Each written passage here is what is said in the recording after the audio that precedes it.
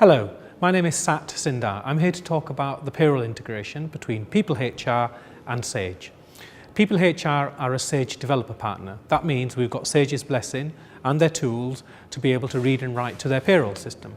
And over this brief 5-minute presentation, I'm just going to talk about how we achieve that. So one of the key things to actually consider, first of all, is that People HR is a cloud-based system. That means all the data is stored in the cloud. And Sage Payroll is an on-premise system. That means the Sage data is actually installed on your computers. So what we have to do is build something that links the two together. And that's what the Sage Payroll integration program does. So the Sage Payroll integration program needs to be installed on payroll's computers. So it's payroll who's responsible for running the integration program. And before we talk about what it does, one important thing to point out here is that the Sage Payroll integration program runs in 2 modes. The first mode is audit mode only. And what that means is that it's going to tell you everything it's going to do, but it's not going to do it. It's just going to produce an audit file. So in the payroll team, what you can actually do is run the Sage integration program, get the audit file, look at all the changes that are going to be made, and if you're happy, you can push the button and it will make those changes. On the other hand, if you choose to do so, you can, on a temporary basis, just rekey those changes in. Okay. So if we talk about the type of data that goes across, you have the options to switch this on. So there's a few different segments here. So let's talk about the first one, which is the basic employee data. I call it the mundane and monotonous data. So this is dealing with new starters, leavers, change of addresses, change of bank details, all the information that you generally end up having to just do dual data entry on. So this is a really good way of starting off with the integration program by making sure that all the manual changes you're making are just happening automatically. Now there's a few clever tricks here as well. If you put a new starter on and they're not due to start until 2 months' time, then you can still put that onto the HR system and the Sage integration program will only take that employee at that relevant time. And it's the same for leavers. Similarly, if you have mid-month starters or mid-month leavers, then the system will automatically pro-rata the salary amount so you get the correct salary amount in the right period, and that way you don't need to do any manual calculations whatsoever.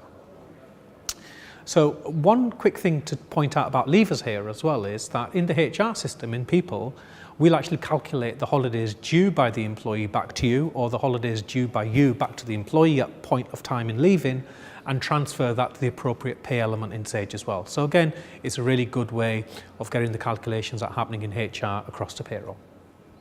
The second set of data is salary data. Now, with the salary data, we're able to transfer all salaries that have been made, changes have been made in the HR system across to Sage.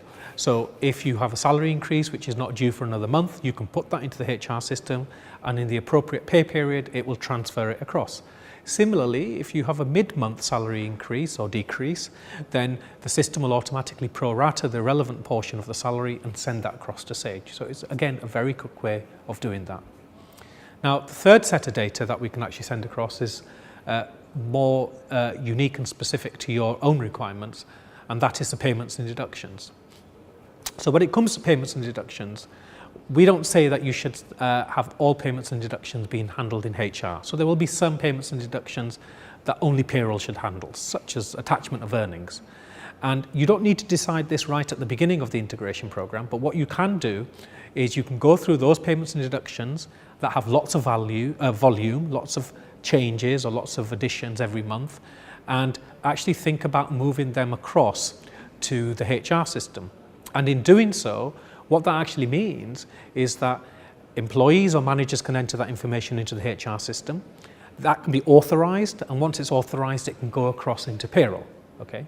So a good way to start at that is just look at your payments and deductions and make a decision on those which you'd like HR or the employees or the managers to handle and actually get those being transferred across. Now, the final set of data that we can actually push to Sage is a little bit more complex, and that's your variable hours.